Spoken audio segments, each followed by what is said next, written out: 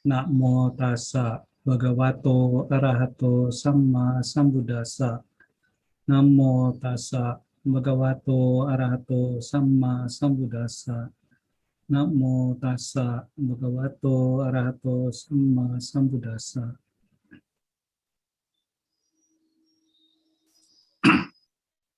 Rama Ramani, Bapak, Ibu, dan Saudara-saudari sedama, selamat malam, Sotihotu, Namo Buddhaya.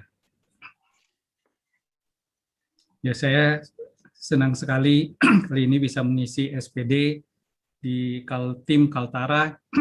Kalau dulu harus keliling-keliling kota, antar pulau, tapi sekarang cukup dengan satu kali membawarkan dhamma, kita bisa bertemu dengan umat Buddha dari 10 wihara. Ini juga satu terobosan yang luar biasa dari umat Buddha di Kaltim dan Kaltara, bisa bersatu menyelenggarakan acara ini sehingga para Dhamma Duta mungkin nggak perlu sibuk harus ke sana kemari, tapi banyak umat yang bisa belajar Dhamma. Ya Bapak Ibu dan saudara-saudari sedama, pada malam hari ini saya sharing sedikit. Ini saya bukannya barista ya, saya hanya ingin kita melihat bahwa kita bisa belajar dari kopi. Kalau Bapak Ibu melihat perkembangan zaman sekarang, ini penjualan kopi itu di mana-mana banyak banget. Di daerah saya aja tumbuh banyak sekali kedai-kedai kopi baru. Kalau dulu kita lihat kedai kopi itu hanya yang mampu bertahan adalah perusahaan-perusahaan yang besar, kedai-kedai yang besar. Tapi sekarang yang kecil-kecil juga udah bisa bertahan, karena semakin banyak orang yang mencintai kopi. Nah, kopi ini bisa bermacam-macam. Ya, supaya kita nggak bosan, kita mungkin bisa minum kopi yang beraneka macam. Ya, kita bisa ganti-ganti selera kopi kita mau yang mana. Nah, coba Bapak Ibu kita lihat, kalau kita minum kopi, umumnya orang akan mencari kopi yang manis. Nah, kalau kopi yang manis, kita menambahkan 1 sendok kecil gula ke dalam secangkir kopi, kita mungkin masih merasa, aduh kopinya masih pahit. Ya, kita akan bilang, aduh gulanya terlalu sedikit, masih pahit rasanya. Ya, kita akan menyalahkan si gula karena terlalu sedikit. Coba kalau Bapak Ibu menambahkan 3 sendok kecil gula. Nah, ini mungkin, aduh menjadi manis sekali. Kita akan bilang, wah gulanya terlalu banyak. Ya, kita salahin lagi si gula. Kenapa tadi sedikit, kenapa sekarang kebanyakan? Kalau sedikit terlalu pahit, kalau kebanyakan kita akan bilang, aduh terlalu manis. Nah, kalau kita menambahkan misalnya 2 sendok kecil gula, kemudian kopinya kita itu pas rasanya, kita akan bilang, kita nggak akan bilang bahwa, waduh gulanya bagus ya, gulanya manis, gulanya pas. Tapi kita akan bilang, wah kopinya enak banget. Kita lupa masih gula. Ya, tapi kalau gula terlalu sedikit, kita salahin gula. Gula terlebih banyak, kita salahin gula. Tapi begitu gulanya pas, kita merasa bahwa yang enak adalah kopinya, bukan gula. Ya. Nah, kita lihat kehidupan kita tuh sebetulnya mirip dengan kopi. Ya, pada satu saat kita minum kopi yang manis banget, kadang-kadang kita minum kopi yang kurang manis, kadang-kadang mungkin kita akan minum kopi yang pahit. Nah, ini salah satu contoh. Kalau kita sudah menderita sakit, kita sampai dirawat, kita sakit lama dan nggak sembuh-sembuh, orang akan mentalnya tuh akan down. Ya, kita akan merasa sedih. Kita akan berpikir, aduh, karma buruk apa sih yang saya perbuat sampai saya harus sakit? Orang lain masih bisa sehat-sehat, tapi saya harus sakit-sakit. Nah, kita berpikir, kita ada salah apa, karma kita apa, kita lalu menyalahkan si karma kita. Ya, lalu kita bisa saja kita kepikiran, lah saya ini sudah banyak membantu orang yang sakit, saya selalu nyumbang. Begitu lihat di medsos ada galang dana, ada orang sakit, saya pasti nyumbang. Nah, saya sudah membantu orang sakit begitu banyak, kenapa saya harus menderita sakit? Ya, kita akan berpikir, waduh ini ada karma apa yang saya lakukan sampai saya harus tebus seperti ini. Keluar masuk rumah sakit, keluar masuk rumah sakit, nanti sembuh, sakit lagi, sembuh, sakit lagi. ya kita akan berpikir bahwa kita telah melakukan karma buruk yang besar sehingga membuat kita tuh hidup ini penuh dengan penyakit. Kemudian kalau kita juga mengalami kerugian dalam bisnis, ya mungkin kita berusaha, terus kemungkinan kita akan jatuh pilot, mungkin kita bangkrut, kita rugi.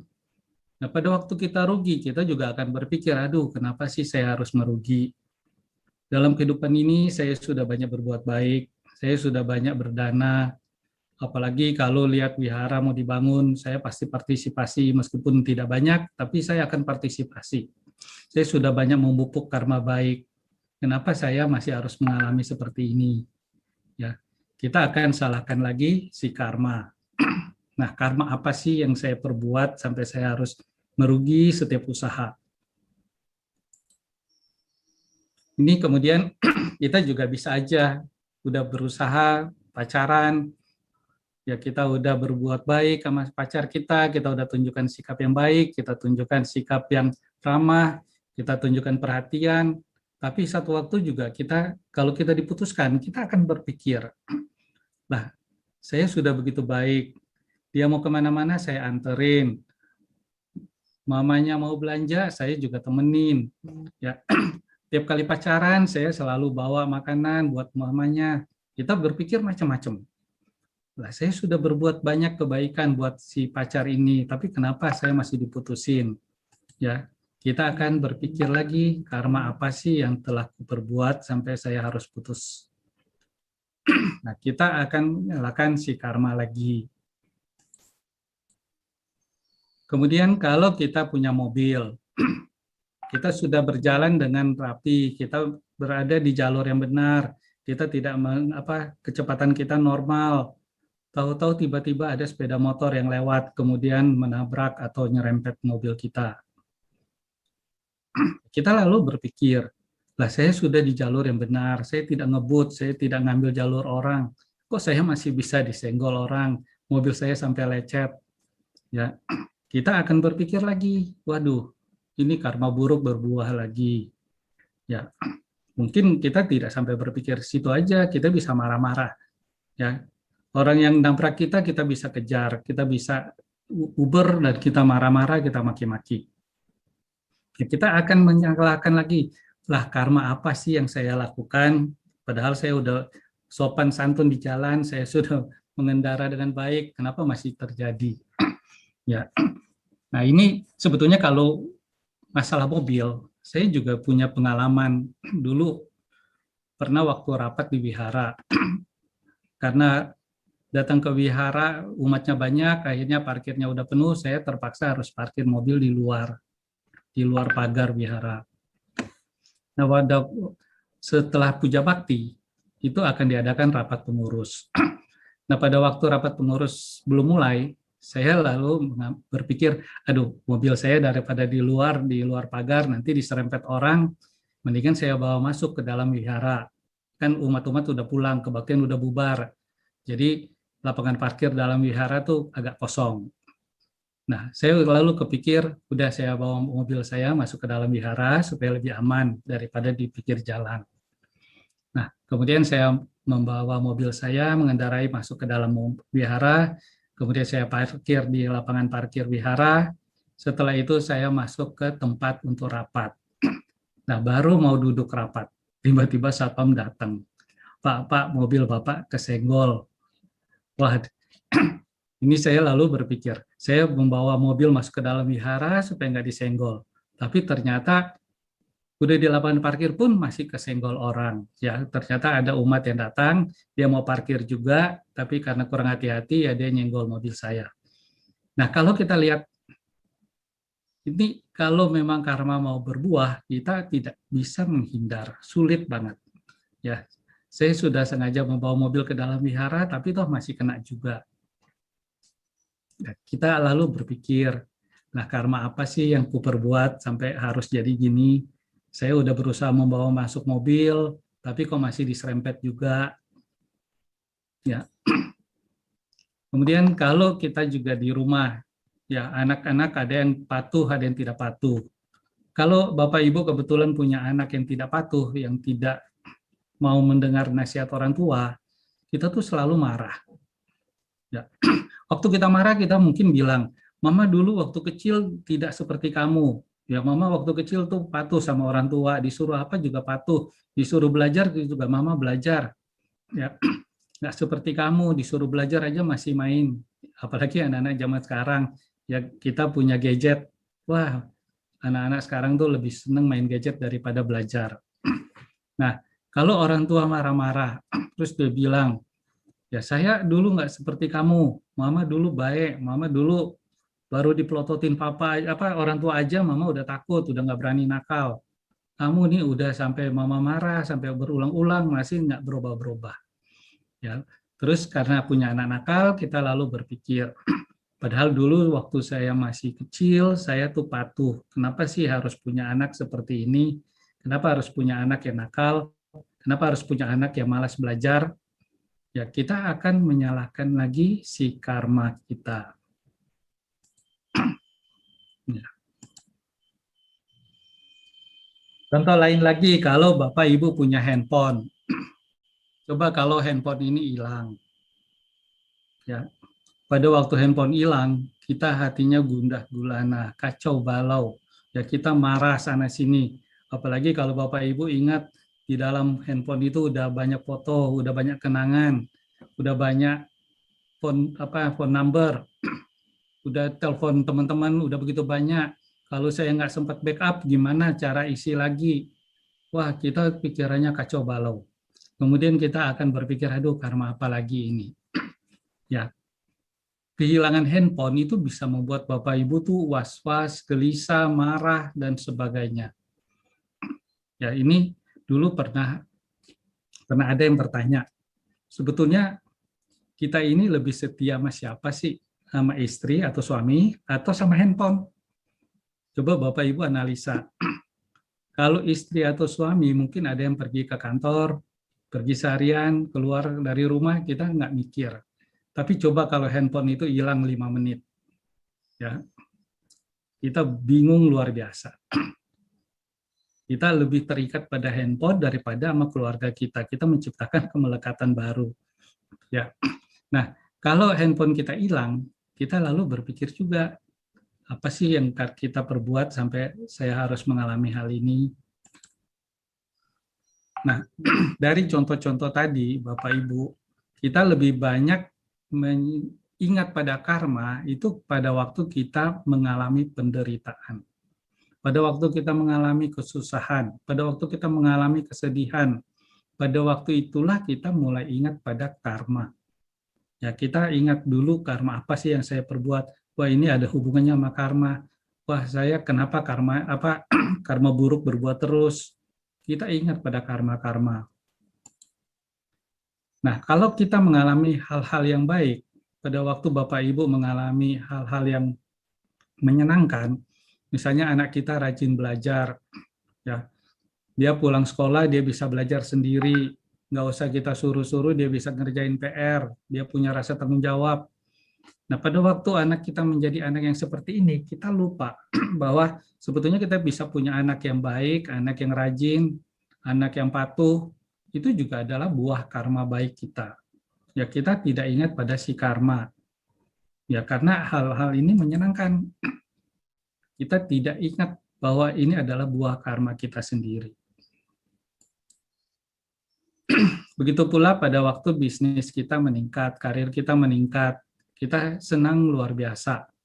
Nah, pada waktu kita senang itu, kita juga tidak pernah, ya mungkin sebagian orang ada yang pernah, tapi sedikit, yang merasa bahwa ini adalah buah dari karma kita.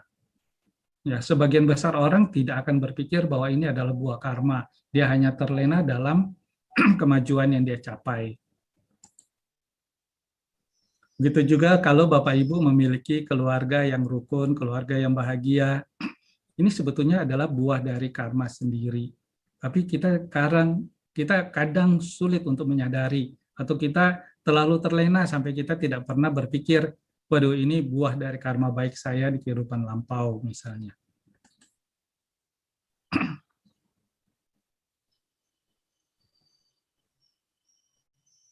Ya, kita juga pernah mengalami hal-hal yang membahagiakan. Misalnya Bapak Ibu menang dengan undian, menang hadiah mobil. Nah, kalau kita menang seperti ini, kita juga akan bereforia. Kita senang-senang. Mungkin Bapak Ibu akan mentraktir orang-orang. Ya, kita selamatan, kita bisa makan-makan. Tapi sekarang makan-makan agak sulit ya Bapak Ibu, karena kita lagi pandemi. Jadi semua orang mungkin rada takut untuk makan-makan. Tapi pada waktu mendapatkan hadiah, kita umumnya akan bereforia. Kita akan merayakan, kita akan happy-happy. Kita jarang sekali bisa menyadari, aduh ini buah dari karma baik kita, kita bersyukur. Ya, tidak banyak orang yang bisa seperti itu. Kemudian kalau kita terlahir sempurna, kita terlahir dengan tubuh yang sempurna, ini juga buah dari karma kita. Ya, tapi pada waktu kita terlahir dengan tubuh sempurna sampai kita dewasa, mungkin kita tidak menyadari.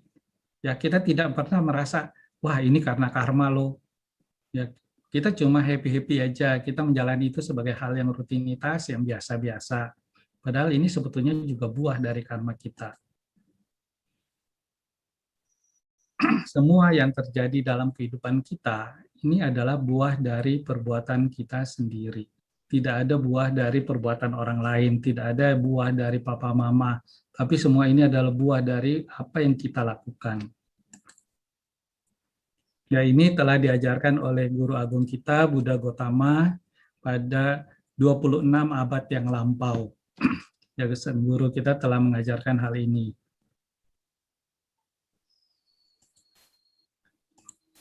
Ini bunyi hukum karma yang mungkin Bapak Ibu udah hafal, semua umat Buddha tahu, bahkan umat non-Buddhis juga tahu. Ini adalah hukum yang diajarkan oleh guru agung kita, apa yang telah dilihat oleh Sang Buddha dan diajarkan kepada kita. Sesuai benih yang ditabur, itulah buah yang akan dipetik. Orang yang berbuat tidak baik, itu akan membuahkan penderitaan. Berbuat yang baik akan membuahkan kebahagiaan. Jadi semua yang tidak baik itu akan berujung pada penderitaan dan semua yang baik akan mendatangkan kebahagiaan. Ini adalah hukum karma yang kita semua sudah ketahui sejak dahulu kala. Kemudian guru agung kita juga tidak hanya mengajarkan hukum karma, tapi Sang Buddha mengajarkan adanya kelahiran kembali. Ya, kita mengalami siklus lahir, kemudian menjadi bayi, kemudian menjadi anak-anak, menjadi remaja, menjadi orang dewasa, menjadi orang tua, kemudian sakit dan mati. Ya, setelah mati, kita bisa lahir lagi sebagai manusia, kemudian kita juga bisa lahir lagi di alam dewa, menjadi dewa-dewi, atau juga kita bisa lahir di alam binatang. Ya, ada banyak alam kehidupan di mana kita akan terlahir sesuai dengan benih karma kita. Nah, ini hukum karma dan kelahiran kembali yang diajarkan oleh guru agung kita, ini sudah banyak dipahami oleh umat Buddha. Saya ingin mengajak Bapak Ibu, mari kita sama-sama melihat seperti apa karma ini bekerja. Ya, kita tahu ada hari ini, kemudian ada hari esok, dan ada hari kemarin. Kita hidup pada hari ini, dan masih ada hari esok kalau kita belum meninggal, dan juga kita ada kehidupan kemarin ya yang sudah kita jalani. Kita memiliki 3 fenomena waktu ini. Nah, kalau kita lihat dalam kehidupan, ya kita ada lahir yang sekarang waktu kita jadi bayi, kemudian ada kehidupan sekarang dan selanjutnya. Kehidupan sekarang ini maksudnya besok, lusa, tahun depan, sampai kita meninggal. Nah, setelah meninggal nanti akan ada lagi kehidupan selanjutnya. Nah, di balik dari kelahiran yang sekarang, kita memiliki kehidupan yang lampau. Kehidupan yang lampau ini adalah kehidupan sebelum kita terlahir yang sekarang. Kalau kita lihat kehidupan yang lampau ini, itu seberapa banyak sih Sang Buddha menjelaskan kepada kita bahwa kita tuh sudah lahir mati, mungkin ribuan, jutaan, bermiliar-miliar kehidupan, kita sudah menjalani itu begitu lama. Ya, tapi Sang Buddha tidak menjelaskan sampai ujung-ujungnya. Ya, ini kita tidak perlu mencari tahu kita lahirnya dulu kapan, kita pertama hidup itu kapan, tapi kita sudah pada kondisi yang ada sekarang ini. Ya, ini sudah kita lalui begitu banyak banget kehidupan. Nah, kehidupan kita yang lahir mati itu tibalah pada kelahiran yang sekarang. Kita lahir di kehidupan yang sekarang, waktu kita menjadi bayi. Nah, setelah kita menjadi bayi, kita menjalani kehidupan sekarang dan kehidupan selanjutnya. Ya, kehidupan sebelum bayi adalah kehidupan yang lampau. Nah, kalau kita lihat ada hidup kini, ada hidup yang akan datang, kemudian ada hidup yang lampau. Ini hidup kini dimulai dari kita masih lahir sebagai bayi, kemudian kita akan melakukan perbuatan yang kita sebut karma sekarang, tapi dalam periode kehidupan lampau kita juga melakukan karma yang lampau. Jadi kita punya karma lampau, kita punya karma yang sekarang. Ya, karma sekarang itu kita lakukan dalam hidup ini sampai hidup yang akan datang pada waktu kehidupan kita sekarang ini. Nah, kalau kita lihat kehidupan yang sekarang, sebetulnya tidak semua yang kita lakukan itu adalah karma sekarang. Ya, kalau Bapak Ibu hidup di hari ini, ya pada malam hari ini sedang mendengarkan khotbah Dhamma, ya pada saat inilah kita melakukan karma mendengarkan Dhamma. Pada saat hari ini, pada saat sekarang ini saya melakukan karma datang ke Cetia, datang ke wihara, melakukan puja bakti. Nah, tapi tadi pagi kan Bapak Ibu sudah menjalani satu kehidupan. Tadi pagi mungkin kita melakukan usaha, kita berbisnis, kita ketemu si A, ketemu si B. Nah, itu sebetulnya menjadi karma yang lampau.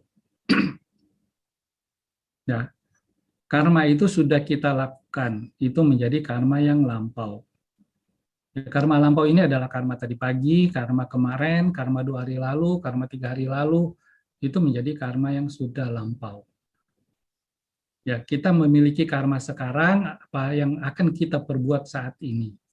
Kalau nanti setelah puja bakti ini Bapak Ibu pulang ke rumah, yaitu karma yang kita lakukan sekarang ini.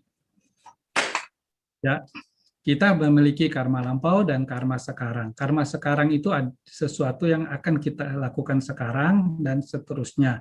Ya, kalau kita lakukan besok, itu pada waktu besok kita lakukan itu menjadi karma sekarang pada waktu itu. Ya, jadi hidup hari ini, kejadian hari ini itulah karma kita sekarang. Ini guru agung kita juga mengajarkan bahwa hukum karma itu bisa dibagi dalam 4 kategori berdasarkan waktu untuk berbuah. Satu perbuatan itu bisa matang di dalam kehidupan sekarang, bisa berbuah di dalam kehidupan sekarang, bisa kita rasakan akibatnya di kehidupan yang sekarang. Kemudian karma itu juga ada yang berbuah di kehidupan berikutnya. Ya, setelah kita meninggal, kita akan lahir lagi dan kita akan menerima buah dari karma itu. Ada pula karma yang berbuah di beberapa kehidupan berturut-turut. Ya, kalau karma baik yang luar biasa besar, itu akan berbuah di beberapa kehidupan berturut-turut. Tapi ada juga karma yang sangat lemah sehingga tidak akan menimbulkan akibat lagi karena karmanya terlalu lemah. Nah, kalau kita lihat kehidupan kita pada saat ini, maka kalau kita menarik garis kehidupan di saat ini, berarti kita punya karma lampau dan kita punya karma sekarang. Ya, Bapak Ibu memiliki karma lampau, memiliki karma sekarang. Nah, kalau kita lihat karma lampau itu sesuatu yang sudah kita lakukan, ya tidak dapat diubah kembali. Kita nggak bisa mengubah apa yang sudah kita lakukan. Kemarin kita sudah marah-marah sama orang lain, kita nggak bisa ulangi lagi, kita nggak bisa menghapus perbuatan itu. Kemarin Bapak Ibu udah marah-marah di rumah, di kantor, kita nggak bisa hapus perbuatan marah itu. Ya, mungkin di jalan kita ketemu orang yang nyenggol mobil, kita udah maki-maki, ya itu sudah terjadi Nggak mungkin Bapak Ibu bisa menghapus, oh saya kemarin nggak jadi maki-maki. Ya. Lalu kemarin saya udah, tadi pagi sore misalnya saya sudah tepok nyamuk, nyamuknya mati. Saya nggak bisa membuat nyamuk itu hidup lagi. Saya nggak bisa balik, saya nggak bisa memperbaiki, saya nggak bisa mengubah apa yang sudah saya lakukan. Ya, kalau tadi pagi saya sudah berpikir jahat sama orang lain, saya udah berpikir yang tidak baik, pikiran itu sudah terjadi, nggak bisa dihapus lagi. Kalau tadi pagi saya berdana, saya udah memberikan dana kepada wihara, terus sekarang misalnya saya merasa, aduh duit saya kurang, saya nggak bisa tarik lagi, itu udah saya lakukan, udah berbuat. Ya. Apa yang sudah kita lakukan sebelumnya, sebelum saat ini, itu sudah terjadi, nggak bisa diperbaiki. Tetapi Bapak Ibu, kita masih punya kehidupan hari ini, kita masih punya kehidupan besok, kita punya kehidupan lusa, kita punya kehidupan mungkin tahun depan. Selama kita belum meninggal, kita masih melakukan banyak perbuatan. Nah, itu menjadi karma sekarang. Jadi, malam ini nanti kita pulang, kita bisa ketemu orang tua, kita ketemu anak-anak di rumah, kita bisa menyapa, kita ucapkan selamat malam, selamat tidur. Itu menjadi karma yang kita lakukan sekarang ini. Nah, karma yang sekarang ini, itulah yang kita tentukan saat ini. Bapak Ibu bisa menentukan saat ini. Ya, bisa aja kemarin saya udah berniat, itu dulu ada teman saya misalnya yang suka menghina, wah besok kalau saya ketemu saya akan balas, saya ngomel-ngomelin. Nah, pikiran kita sudah tercetus, kita akan ngomel pada teman kita yang kemarin menyakiti kita. Tapi kalau sampai pada waktu besok, terus Bapak Ibu ketemu orangnya, kemudian terpikir, aduh kalau marah-marah nih nggak benar nih, nggak sesuai ajaran Buddha. Kita bisa berubah, kita bisa menentukan, wah saya nggak jadi marah, udah biarin aja, cuekin aja dia lewat. Ya, kita bisa menentukan apa yang belum kita lakukan. Ya, kita bisa merumuskan kita mau jadi orang baik atau menjadi orang yang tidak baik. Ya, karma yang kita lakukan saat ini masih bisa kita pikirkan, masih bisa kita persiapkan, masih bisa kita ubah. Sebelumnya kita punya niat baik, kita bisa berubah menjadi niat yang sebelumnya punya niat tidak baik, kita bisa berubah menjadi niat yang baik. Kalau kemarin saya punya cita-cita, misalnya hari ini, besok saya nggak mau kerja lah, nanti saya bilang aja saya sakit. Nah, itu pikirannya tidak baik yang udah kita bikin malam ini. Tapi kalau sampai pada waktu besok Bapak Ibu sadar, wah itu tidak baik, itu malas. Besok pagi kita masih bisa ubah. Ya, kita berubah, hari ini saya masuk kerja, saya nggak boleh bohong. Nah, kita bisa menentukan karma yang sekarang yang akan kita lakukan.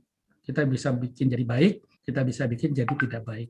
Tergantung niat atau cetana kita. Nah, kita bisa lihat ada banyak buah karma yang tidak bisa dihindari. Ya, buah karma kita yang sudah terjadi yang tidak bisa kita hindari. Kalau Bapak Ibu terlahir di antara keluarga yang sering marah, sering emosional, ya itu karena karma lampau kita sudah mengendaki seperti itu. Karma lampau kita memang harus berbuah dan mengkondisikan kita terlahir di keluarga yang marah-marah. Atau mungkin Bapak Ibu bisa lahir di keluarga yang mungkin harmonis. Nah, kalau lahir di keluarga harmonis, itu karena kehidupan yang lampau kita sudah punya tabungan karma yang menciptakan kondisi untuk kita lahir di keluarga yang harmonis. Ya, kita akan menerima buah karma itu dan kita tidak bisa menghindar. Ada yang tidak bisa kita hindari. Ini contoh lain lagi. Kita beruntung terlahir di Indonesia yang cukup makmur, ya kita hidup cukup damai, meskipun ada gejolak-gejolak ya, tapi kita secara umum masih hidup bahagia. Tapi Bapak Ibu bisa lihat ada orang-orang yang lahir di negara yang kurang mampu, negara yang kurang makmur. Ya mereka karena kondisi karma tuh menghendaki harus lahir di tempat itu. Nah kalau harus lahir di tempat itu, ya dia akan menjalani proses kehidupan sesuai dengan lingkungannya. Ya ini adalah buah dari karma lampau yang tidak bisa dihindari. Kalau juga rumah kita mengalami kebakaran, kita tidak ada yang mau rumah kita kebakaran. Tahu-tahu rumah tetangga kebakaran, terus kena ke rumah kita. Nah, ini juga buah karma lampau yang tidak bisa kita hindari. Kemudian kita bisa melihat contoh dari keunikan karma. Ya, kita Bapak Ibu mungkin pernah bermain ini. Ini puzzle. Kalau kita bisa main, ya kita akan mencocokkan yang satu masuk ke yang satu. Kalau nggak bisa masuk ya berarti nggak cocok. Nah, puzzle ini akan selalu bersesuaian. Kalau tidak bersesuaian ya dia tidak akan tersusun menjadi satu gambar yang indah. Nah, sebetulnya karma kita juga punya kesesuaian. Papa mama kita itu bisa berjodoh, bisa ketemu, bisa menikah, menjadi suami istri, itu juga karena kesesuaian karma mereka. Ya, kalau si ayah nih pemabuk misalnya, suka minum minuman keras dan sebagainya, terus mendapat istri. Nah, istrinya ini juga punya tabungan karma lampau yang menghendaki sampai dia harus punya suami yang pemabuk. Ya, kalau suaminya baik, istrinya bawel, yang banyak ngomong. Lah, ini juga karena si suami itu punya tabungan karma yang menghendaki, yang berbuah sehingga dia harus punya istri yang bawel. Tapi kalau dua-dua misalnya nih, suaminya baik, istrinya baik, ya kemungkinan besar karena kehidupan yang lampau mereka punya tabungan karma yang baik sehingga membuat mereka tuh bisa bertemu dan dua-dua punya sifat yang baik. Nah, mereka bisa bertemu, mereka bisa menjadi suami istri, itu adalah kesesuaian karma. Tapi karma yang mereka bawa adalah karma mereka masing-masing. Ya, si istri membawa buah karma sendiri, si suami membawa buah karma sendiri. Ya, mereka membawa buah karma, dan kalau mereka kedua kondisi karmanya mereka cocok, ya mereka akan bertemu menjadi suami istri. Begitu pula yang menjadi anak. Ya, kita bisa terlahir di keluarga yang makmur, ya itu karena kehidupan kita yang lampau tuh mengkondisikan seperti itu, karma yang kita yang lampau mengkondisikannya seperti itu. Kalau kita bisa terlahir di keluarga yang emosional, yang setiap hari berantem, tiap hari ribut, ya karena kehidupan lampau kita melakukan karma-karma yang menghendaki kita terlahir lagi sebagai anak di keluarga yang selalu ribut. Ya, ini adalah kesesuaian karma. Kita bisa lahir sebagai suami istri, sebagai anak, sebagai orang tua. Ini memiliki kesesuaian karma. Ya, karmanya berbuah. Tapi bukan berarti wah si anak kalau lahir di keluarga yang emosional, yang selalu marah-marah, dia selalu dimarahin. Ini bukan berarti ini karma yang dari mamanya turun ke anak. Ya, ini pasti buah karma si anak yang menghendaki seperti itu. Dia harus terlahir di keluarga yang marah-marah. Dia harus menerima ocehan. Dia harus menerima omelan mama, omelan papa. Ya masing-masing membawa karma masing-masing. Tapi mereka punya kesesuaian karma yang membuat mereka bertemu. Ini kalau kita lahir di negara yang sama. Ini contohnya mereka lahir satu negara, ya hidupnya happy-happy. Ya, kalau kita lahir di Indonesia bersama-sama, ya karena kita punya tabungan karma yang menghendaki kita lahir di negara Indonesia. Ya sekarang kita bisa mengalami COVID rame-rame. Ya karena kita masing-masing punya tabungan karma yang berbuah sehingga kita harus mengalami kehidupan yang sulit di masa corona ini. Ya bukan berarti ini adalah karmanya negara, karmanya si kelompok tertentu. Ya tapi ini adalah karma pribadi-pribadi kita. Tapi kita bersesuaian karma, ya sehingga semua karma itu berbuah dan kita bisa menderita bersama-sama di masa pandemi ini. Nah ini kalau Bapak Ibu misalnya saya memberikan contoh kalau ada keluarga kita yang menang undian. Mungkin yang menang adalah kakak kita menang undian. Nah, karena kakak kita mendapat mobil, kita juga bisa pakai mobilnya. Ya pasti kakak kita akan ajak kita jalan-jalan dengan mobil tersebut. Nah, ini juga karma baik si kakak berbuah, dia mendapat hadiah. Karma baik kita juga sebagai adik berbuah. Kita bisa naik mobil, kita bisa dibawa jalan-jalan, ya kita punya tabungan karma baik yang membuat kita jadi bisa menikmati mobil kakak kita. Dan kakak kita juga punya tabungan karma baik yang memenangkan mobil.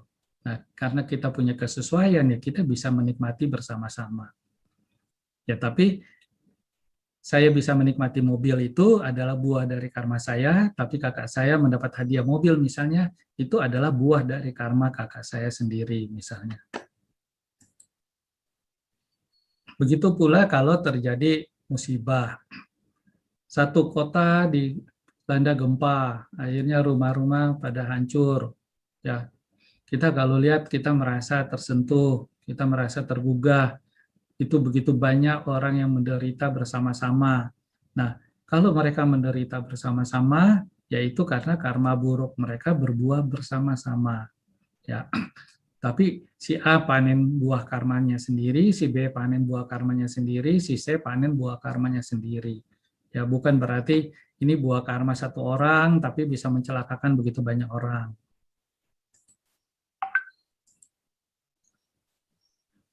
Nah, kita bisa melihat bahwa karma baik juga atau karma buruk bisa berbuah, beberapa karma bisa berbuah berdekatan waktunya. Ini saya memberikan contoh, misalnya rumah kita mengalami kebakaran. Kalau karma buruk kita menghendaki berbuah, kita harus mengalami kebakaran di rumah. Mungkin pada waktu itu kalau kita punya tabungan karma baik, ya karma baik berbuah, kita akan ditolong orang. Ya mungkin apinya masih kecil, apinya begitu ditolong orang, apinya dipadamkan, ya kita rumahnya nggak sampai habis. Ya.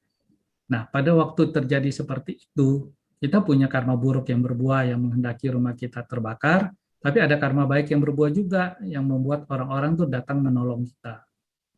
Ya, ini dua karma yang bisa berbuah berdekatan waktunya. Contoh yang lain lagi, kalau kita mengalami tabrakan, kecelakaan.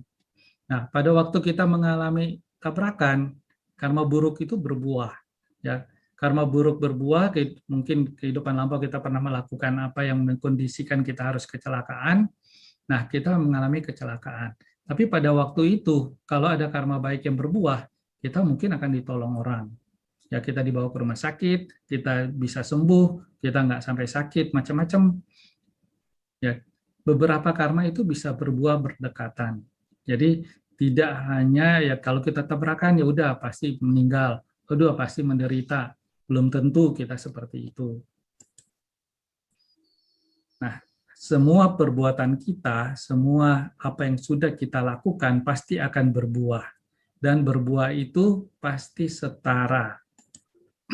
Ya, kalau Bapak Ibu melakukan hal yang buruk akan berbuah penderitaan.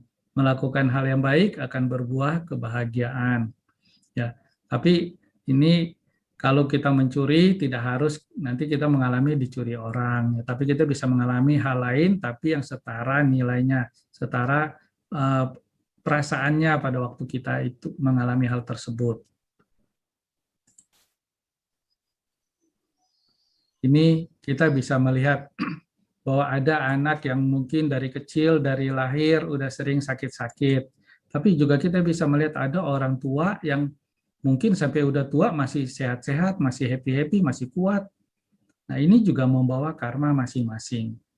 Ya, mungkin si anak ini dalam kehidupan lampau banyak melakukan karma buruk, sehingga dia dalam kehidupan sekarang banyak sakit. Ya, orang tua ini mungkin juga dalam kehidupan lampau dia banyak melakukan hal-hal yang baik, ya dia bisa memiliki umur panjang, fisik yang sehat, dan sebagainya. Tapi belum tentu juga itu harus di kehidupan yang lampau ya Bapak Ibu. Bisa juga mereka berbuat itu di kehidupan yang sekarang. Ya kalau sekarang ini mereka makan makanan yang sehat, mereka rajin olahraga, itu menjadi karma pendukung untuk kita hidup sehat dan kuat sampai usia lanjut. Ya kalau kita banyak yang makan makanan yang tidak sehat, kita banyak makanan yang mengganggu kesehatan, ya mungkin masih muda aja kita udah asam urat, kita nanti udah darah tinggi. nanti kita udah penyakit diabetes, ya itu kita bisa mengalami itu karena kita menciptakan kondisi sendiri. Pada kehidupan ini kita banyak makan makanan yang tidak sehat, sehingga kita menderita macam-macam penyakit. Ya, ini mungkin mereka bisa sehat sampai tua karena mereka menjalankan pola hidup sehat. Nah, kalau kita lihat juga ada orang yang belajarnya tuh udah susah-susah belajar, tapi susah juga masuknya. Ya, kadang kita bisa ketemu orang yang belajarnya santai-santai, tapi nanti nilainya bagus-bagus. Nah, ini juga kondisi-kondisi yang ditentukan, yang dikondisikan berdasarkan karma kita dari kehidupan yang lampau atau dari waktu kita kecil. Ya, ada anak-anak yang masih kecil yang begitu baca langsung hafal, begitu baca langsung hafal. Ya, mungkin dalam kehidupan yang lampau dia sudah mengkondisikan untuk terjadi seperti itu. Ya, mungkin ada orang yang sampai sekarang, sampai besar, misalnya sampai udah dewasa, harus berpikir setengah mati, harus belajar ulang-ulang, untuk baca ulang-ulang baru bisa hafal. Ya, dia agak sulit untuk menghafal, agak sulit untuk belajar. Ya, ini semua adalah buah dari karma kita. Ya, mungkin kita terlahir jadi orang yang kurang pintar, tapi kalau kecil kita banyak belajar, kita banyak mengasah pemikiran kita, ya kita mungkin setelah dewasa akan menjadi orang yang cerdas. Yaitu juga buah dari karma lampau. Karma lampau bukan harus dari kehidupan lampau, tapi karma lampau dari kita masih kecil, kita pupuk-pupuk sampai sekarang. Ini ada orang yang harus bekerja keras, ada orang yang cukup bekerja santai-santai, mungkin penghasilannya bisa lebih besar. Ya, kalau kita punya kesempatan bisa hidup seperti ini, ya kerja lebih ringan, mungkin lebih banyak pakai pikiran, kalau yang kanan lebih banyak pakai tenaga, ya kita jalanilah apa adanya. Ya, ini adalah buah dari karma kita juga. Bukan harus buah dari kehidupan lampau, tapi bisa juga buah dari yang kita pupuk dari kita masih kecil. Ya, kita belajar, kita rajin-rajin sekolah, kita mengembangkan intelijensia kita rajin ikut kursus ini, kursus itu, kita membekali diri kita dengan berbagai macam ilmu pengetahuan. Akhirnya kita bisa bekerja mungkin lebih ringan, tapi penghasilannya lebih besar. Nah, kalau kita lihat juga di kantor, orang yang bekerja di satu perusahaan, itu juga pencapaiannya berbeda-beda. Mungkin Bapak Ibu kalau punya staf yang di bidang sales misalnya, bagian penjualan, ada 2-3 orang yang bagian penjualan, itu juga target mereka, mungkin pencapaian mereka bisa beda-beda. Ya, masing-masing punya usaha, ada yang usahanya gigih, ada yang nggak gigih, ada yang mungkin santai-santai merasa udah cukup, tapi ada yang mungkin dengan gigih berusaha mencapai target yang lebih tinggi, sehingga omsetnya makin besar, komisinya makin gede. Ya, bekerja di satu kantor, bekerja di satu tempat, udah di lahan yang sama, hasilnya juga bisa beda. Tergantung karma yang lampau. Nah, karma lampau ini sekali lagi bukan harus kehidupan lampau, tapi bisa aja karma lampau itu adalah yang kita lakukan sebelum-sebelum ini. Nah, ini sesuai dengan apa yang kita pelajari, bahwa kalau kita berbuat yang tidak baik, kita akan menderita. Berbuat yang baik, kita akan bahagia. Nah, siapa yang menanam benih, dia yang akan panen hasilnya. Ya, siapa menabur, dia akan menuai. Ini adalah prinsip hukum karma.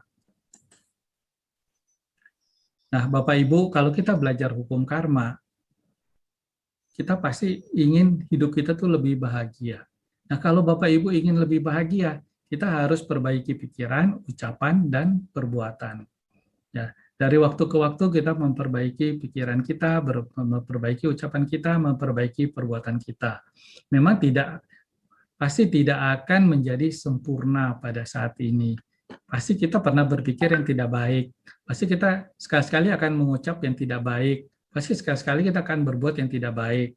Ya, tapi kita berusaha mengurangi hal-hal yang tidak baik itu. Ya, kita meskipun tidak bisa sempurna, tapi kita mengurangi yang tidak baik dan kita menambah, memperbanyak yang baik-baik. Ini kita tidak bisa mengubah karma yang sudah kita perbuat, tapi kita bisa mengkondisikan agar saat karma buruk berbuah, kita siap menerima. Ya, contohnya seperti tadi pada waktu kita mengalami kecelakaan, ya waktu karma buruk berbuah, ya kita usahakan kita punya karma baik juga yang bisa berbuah. Nah, bagaimana supaya bisa tercipta kondisi-kondisi seperti itu, ya Bapak Ibu, kita harus bersama-sama meningkatkan karma baik kita. Kita perbanyak terus berbuat baik, perbanyak terus berbuat baik. Nah, orang yang banyak berbuat baik itu sama seperti kita menyediakan payung sebelum hujan. Ya, kita mengkondisikan banyak karma baik, banyak karma baik, banyak karma baik yang kita perbuat sebelum kita panen karma buruk. Jadi pada waktu karma buruk berbuah, mudah-mudahan karma baik kita juga berbuah. Pada waktu saya mengalami kerugian, misalnya, mudah-mudahan ada jalan keluar, saya masih bisa usaha lain lagi dan bangkit lagi. Jadi pada saat karma buruk kita berbuah, mudah-mudahan ada karma baik yang berbuah. Nah, Bapak Ibu, mungkin kita semua tahu ya, pada waktu menjelang Xinjia itu banyak orang yang meramal, lihat sio saya ini bagus apa tidak, terus ada yang melakukan cisua kalau tidak baik. Nah, sebetulnya kalau kita lihat tradisi-tradisi ini, ya kalau Bapak Ibu nanya ke peramal-peramal, saya tahun ini bagus nggak? Oh, kamu nggak bagus. Nah, gimana supaya saya bisa jadi bagus? Nanti mungkin peramalnya akan memberi nasihat, kamu harus melakukan fangsen, kamu harus berdana ke wihara, kamu harus tambah minyak di kelenteng. Nah, sebetulnya itu adalah ucapan-ucapan mereka untuk menganjurkan kita berbuat baik. Jadi untuk bukan menghapus ya, untuk supaya kita siap menerima karma-karma buruk itu, kita harus perbanyak karma baik. Ya, kita perbanyak karma baik, karma baik, karma baik, supaya pada waktu karma buruk kita berbuah, kita masih punya tabungan karma baik yang banyak. Nah, ini ada sebuah kisah mungkin kira-kira setahun lalu sempat viral ya, sempat ramai di televisi. Kalau Bapak Ibu pernah nonton, ini ada bocah umur 6 tahun, namanya Muhammad Ali, bukan petinju, ya di Polewali Mandar. Anak ini terlahir di keluarga yang kurang mampu. Nah, kalau dia terlahir di keluarga kurang mampu, berarti karma buruk dia dulu banyak. Ya, dia terlahir terkondisikan untuk lahir di tempat seperti itu. Tapi Bapak Ibu bisa lihat apakah dia menerima semua ini. Ya, dia terlahir di tempat di keluarga yang kurang mampu, ibunya buta, terus ini kakaknya yang satu mengalami keterbelakangan mental. Nah, karena ibunya buta, dia harus bekerja mengurus adiknya dan kakaknya. Yang dia harus bantu ibunya memasak karena ibunya yang penglihatannya nggak bagus, itu sulit untuk bisa memasak dengan baik. Jadi dia akan memasak.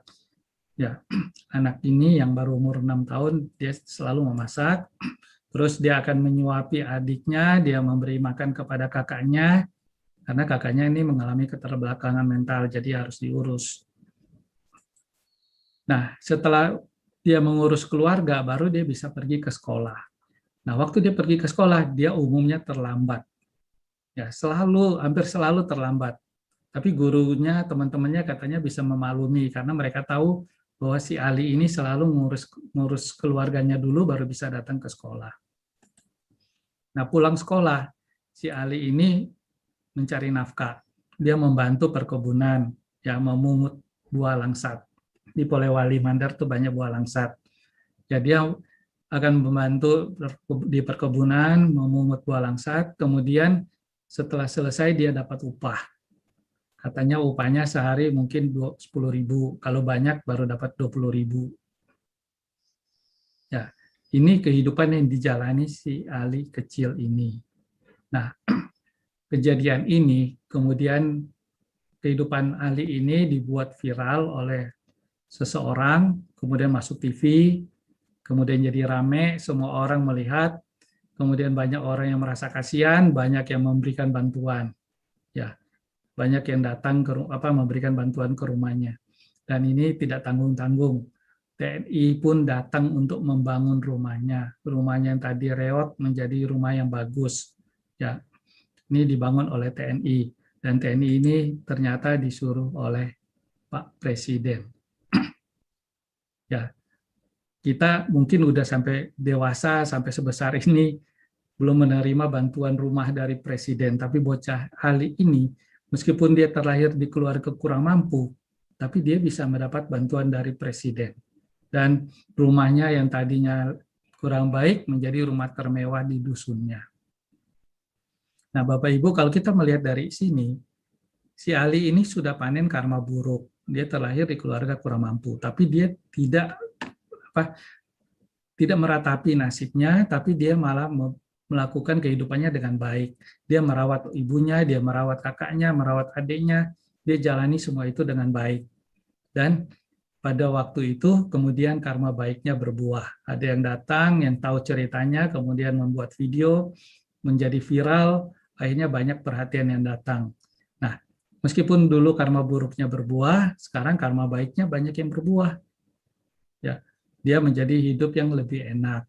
Dulu kekurangan, sekarang karena banyak yang membantu, dia pakaiannya menjadi banyak, dia juga dapat bantuan uang, dia mendapat bantuan rumah. Ya, kita mungkin belum mendapat bantuan rumah, tapi Ali ini sudah. Ya, ini buah karma baik yang luar biasa. Ini hari ini juga saya menerima pesan WhatsApp yang disebar oleh Pak Andri Wongso.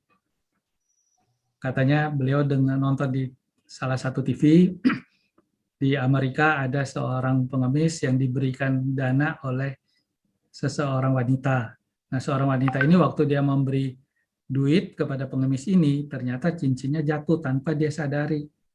Kemudian sampai di rumah baru dia ingat, aduh cincinnya hilang. Dia lalu cari-cari ke sana kemari, dia berusaha berpikir hilangnya di mana. Akhirnya belakangan dia datangin ke pengemis ini.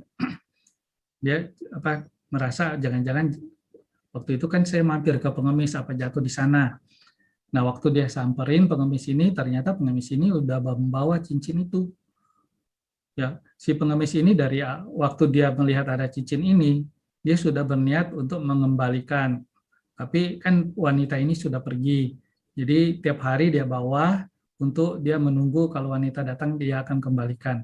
Dan benar wanita ini datang, dia balikin. Nah, dia balikin, kemudian berita ini tersebar, menjadi viral lagi, akhirnya banyak orang yang memberikan uang kepada pengemis ini, dan karena pengemis ini viral di medsos, akhirnya ternyata ada saudara kembarnya yang sudah lama berpisah, membaca kisah dia, dan akhirnya mereka bisa bertemu lagi. Nah, ini karma buruk berbuah, dia menjadi hidupnya kurang mampu, tapi karma baik juga kemudian berbuah dengan kejujurannya. Ya, dengan kejujurannya karma baik berbuah, dia mendapatkan banyak pemberian dari orang-orang, dia menerima uang, menerima barang-barang, dan dia juga bisa bertemu kembali dengan saudara kembarnya. Ya, ini buah karma juga. Nah, ini kita bisa melihat contohnya ada orang-orang yang lahirnya cacat, tapi mereka memilih untuk membuat hidupnya bahagia. Mereka berprestasi, mereka menjadi juara-juara, mereka tetap menjalani hidup ini dengan baik. Mereka tidak memilih untuk menderita. Ya, pada saat kita panen buah karma buruk, kita bisa menderita, kita bisa juga tidak menderita. Tergantung kita mau yang mana. Kalau Bapak Ibu panen karma buruk mau menderita, ya silakan, mau tidak menderita juga boleh. Ya, kita bisa menentukan sendiri. Nah, ini ada yang mengatakan, aduh, jadi umat Buddha itu menyeramkan, ya, karena ada hukum karma. Apa yang sudah kita lakukan, kita pasti panen. Kita nggak ada pengampunan, kita nggak bisa terhapus karma buruknya. Wah, menakutkan benar jadi umat Buddha. Ya, tapi apakah benar seperti itu? Ya, agama Buddha mengajarkan kepada kita bahwa semua perbuatan memang punya akibat, tapi kita masih bisa membuat hidup kita menjadi yang lebih baik. Ya, hukum karma ini kita nggak usah takut. Kita tahu bahwa berbuat yang buruk memang hasilnya tidak baik, tapi berbuat baik hasilnya itu baik. Jadi kita harus melihat ada dua sisi dari hukum karma. Nah, Kalau Bapak Ibu bisa mengerti hukum karma dengan benar, kita tidak akan menjadi orang yang pesimis, orang yang takut dengan buah karma buruk. Tapi kita akan lebih bersemangat, kita akan lebih bergairah menjalani hidup, dan kenapa kita jadi bersemangat? Karena kita tahu bahwa diri kita bisa menciptakan kebahagiaan bagi kita sendiri.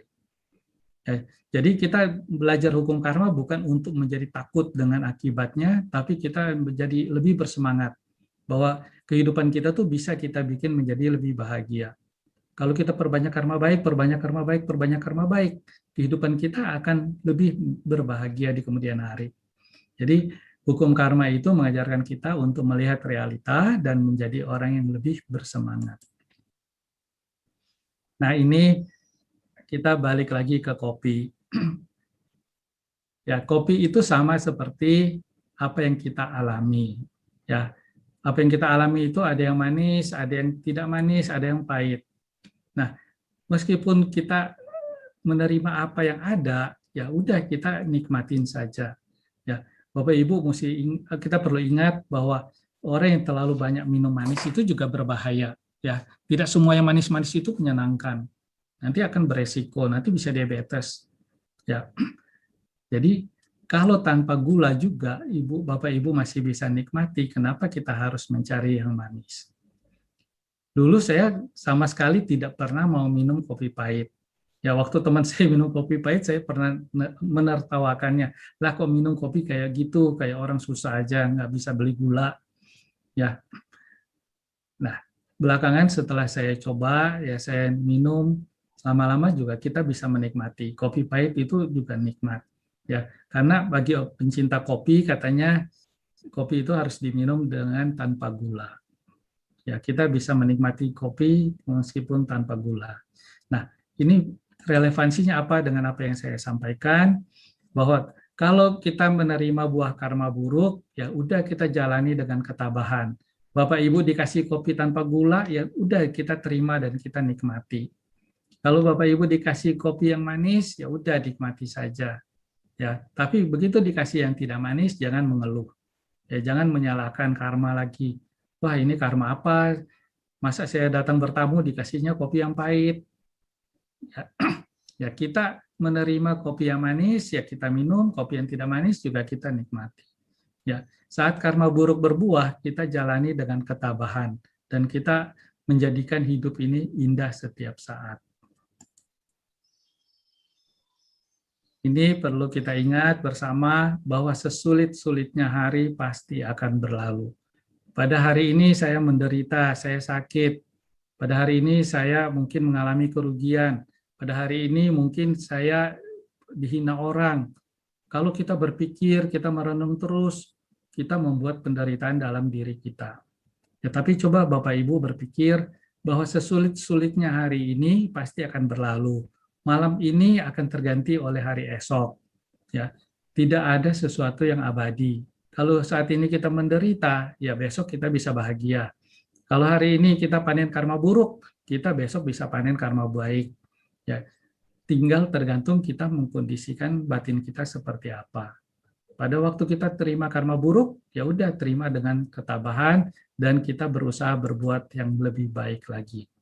Ya, ini kita harus terus menabur supaya pada waktu panen karma buruk kita sudah punya benih-benih kebajikan. Ini kita membuat hidup kita semanis yang kita inginkan, dan ini kesimpulan apapun yang kita alami itulah buah dari perbuatan kita sendiri. Berbuatlah banyak kebajikan agar saat karma buruk berbuah kita siap untuk menerima. Ini yang saya sampaikan pada malam hari ini, dan selamat bagi Bapak Ibu, selamat menyambut Hari Trisuci Waisak. Terima kasih, selamat malam, Sotioto Namo Buddhaya.